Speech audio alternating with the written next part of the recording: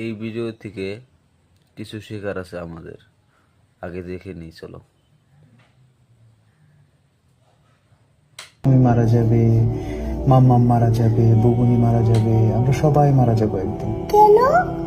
কারণ আমাদেরকে আল্লাহ দুনিয়াতে পাঠিয়েছেন ভালো কাজ করার জন্য। তারপর একদিন আমাদেরকে আবার জিজ্ঞেস করবেন, তোমরা কি ঠিকঠাক মতো ভালো কাজ করেছো? অন্য মানুষকে কষ্ট দিয়েছো?